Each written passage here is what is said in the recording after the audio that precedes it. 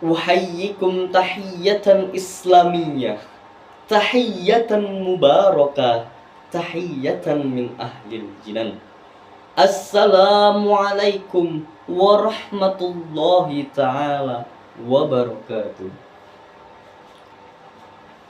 Alhamdulillah, alhamdulillahilladzi anzalal Qur'an hudal linnasi wa bayyinatin minal huda wal furqan wa najatun liman tamassaka bil Qur'an wa raf'atun fid dunya wal akhirah liman hakkamal Qur'an fastaqimu ala nuril Qur'an wa aishu tahta zillil Qur'an fabil Qur'an nartaki wa fil Qur'an nahya wa ma'al Qur'an namut wa ilal jannati nadkhulu bil Qur'an wa qala Allah ta'ala fil Qur'an ar-Rahman 'allamal Qur'an amma ba'du. Hadratul muhtaram, para asatidz dan asatidzah dewan dosen yang alim dan rupawan. Yang terhormat panitia penyelenggara lomba, serta teman-teman yang saya banggakan dimanapun kalian berada. Segala puji syukur atas kehadirat Allah Subhanahu wa ta'ala yang telah memberikan kita nikmat iman, nikmat Islam, dan nikmat sehat wal afiat. Salawat serta salam tak lupa tercurahkan kepada junjungan Nabi kita, Nabiullah Muhammad sallallahu alaihi wasallam, yang telah membawa umat ini dari zaman gelapnya kebodohan hingga zaman lentera ilmu yang sangat luas. Para hadirin rahimakumullah, berdirinya saya di sini, izinkan saya menyampaikan suatu pidato dengan judul Iqra titik awal kebangkitan umat. Khairu jalisin fi zamani kitabun. Sebaik-baiknya teman di setiap zaman adalah buku. Kalimat ini bukan sekedar pepatah, melainkan nasihat dari para alim ulama tentang pentingnya nilai ilmu. Teman sejati bukanlah yang menemanimu di waktu lapang, tetapi ilmu yang menuntunmu dari gelapnya kebodohan dan kelamnya zaman. Ketahuilah para hadirin, bahwa setiap kebangkitan umat Islam selalu diawali dengan kebangkitan ilmu, dan setiap kemunduran selalu diawali ketika umat meninggalkan pena dan buku. Ketika wahyu pertama turun di Gua Hira, Allah tidak memerintahkan Rasulnya untuk memegang pedang, tetapi untuk membaca Iqra bismi rabbikal ladzi khalaq. Bacalah dengan nama Tuhanmu yang menciptakan.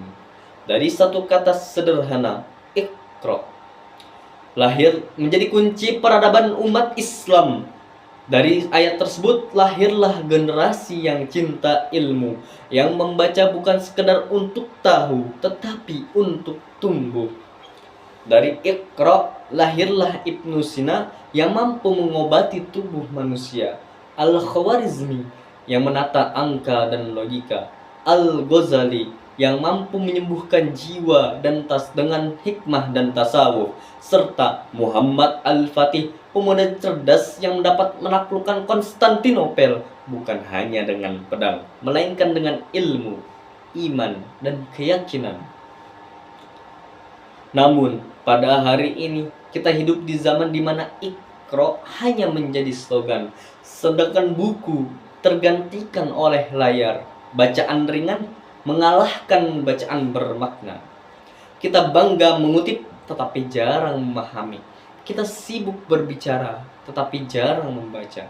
Padahal suatu peradaban tidak dilahirkan lewat opini, tetapi dari ilmu yang dibaca dengan iman dan keyakinan. Maka Iqra hari ini bukan sekedar membaca huruf, tetapi membaca hati, membaca zaman, dan membaca diri sendiri. Rektor Universitas Al-Azhar Mesir, Dr. Salamah Daud pernah berkata, Iqra waraqqa, bacalah dan meningkatlah. Artinya, membaca bukan tujuan akhir dari hidup ini, tetapi tangga untuk naik. Naik dalam ilmu, naik dalam iman, dan naik dalam adab. Umat yang jarang membaca akan berhenti berkembang. Tetapi umat yang terus membaca dengan iman dan amal akan selalu naik menembus batas waktu dan peradaban.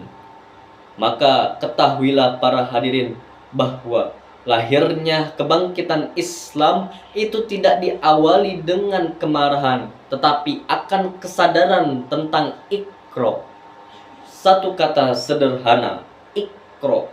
Allah membangunkan dunia dari tidur panjangnya. Maka hari ini bacalah bukan karena untuk tugas, tetapi tugas kita adalah membangkitkan umat dan ilmu. Bacalah bukan karena untuk cerdas, akan tetapi untuk menjadi lentera di tengah gelapnya zaman.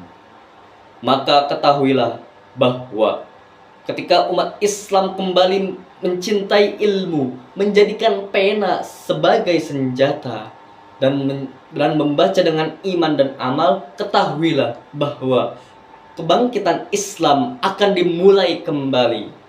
Iqra, titik awal kebangkitan umat. Wassalamualaikum warahmatullahi ta'ala wabarakatuh.